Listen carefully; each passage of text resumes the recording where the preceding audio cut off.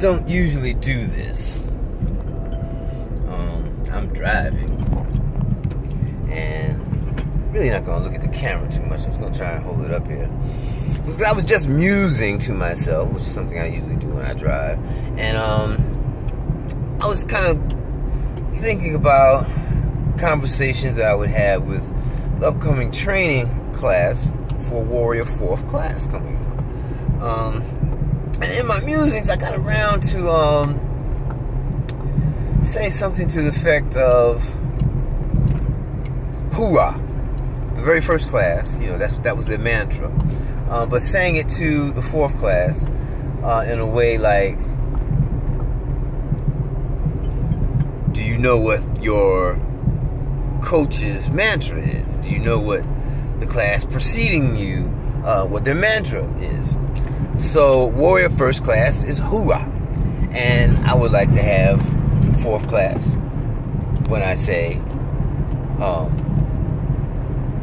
something of importance or something I can give a signal to, I would like to have them say hoorah, in unison and strength, you know, and all of that.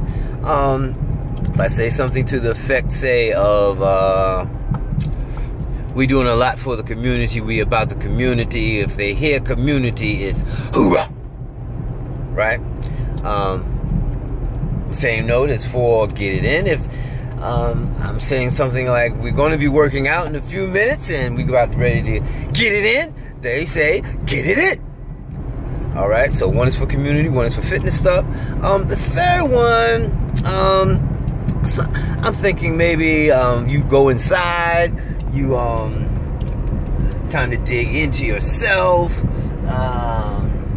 time to reach for your higher power, time to look to your higher self, your oversoul, whatever you want to call it. And when I ask, are you ready to go inside? You say something like spirit, the way 3rd class says it. But then I got stuck at 3rd class and what 3rd class means to 4th class. Because 3rd class has set a bar that's a little higher than the previous 2 classes. Not taking nothing away from 1st class, as 1st class set it off. For real, if you want to know. If it wasn't for 1st class, there would be no Warrior program. Oh yeah. 1st class is, they got me through my son passing. 1st class made the observations on what needed to be tweaked in the program. Hoorah. That's, you know, that's a Marine Corps slogan. And Marines are usually the first ones to be sent in to handle shit. And it not be considered an act of war. Marines go, you don't even know where the news don't even know. Just saying. So, 1st class, big fucking ups to you. Even though y'all kind of scattered and y'all all over the places, y'all done went on with your life and you know about service and that's what you do. But yeah, getting back to 4th class, that's what came to my mind. Because their mantra, if any of you in the other classes don't know, is not just the one word one time. It's specifically a chant with the EMF tap to the chest, which is, this particular area is sort of important as far as pressure points and location on the body and what the tapping actually does to the immune system, the nervous system, you know, kind of sparks stuff up. It goes back to, and I explained this to the 4th class, it goes back to being in the wild, in the jungle, in the nature. You see not just one animal, but one particular one, the gorilla, beating its chest when it's mad, when it's ready, when it's getting ready to jump some shit off. And so the tapping there is really kind of significant, and the 4th class have picked that up. I think pretty good, though sometimes I don't think they say it as forcefully as I believe they can. I'm looking at the camera now through these shades. Anyway, 4th class. Warrior 4th class is passion, passion, passion, passion, passion, passion, Passion, passion, passion, passion. I give a signal when to cut it off, because the idea is to let it run until we feel some passion boiling up, till we feel, you know, an increase in the energy field. Because really, truly, when you are given the microphone, the platform, the opportunity to speak your truth, when you're given space to lift up your voice like a trumpet in Zion, all that, it becomes an event. It becomes a thing. You are now controlling the vibratory field around you and around everybody that's within the sound of your voice, around everybody that is in your perimeter. And we can go into the cosmology of that, the metaphysics of that, why that's even a thing that a human being is able to do that. But for those humans that practice that on a daily basis, that kind of understand that regularly, I mean, you do it all the time, but a lot of us aren't conscious of it. We don't go in, all of us, prepared to handle the vibratory field of other people.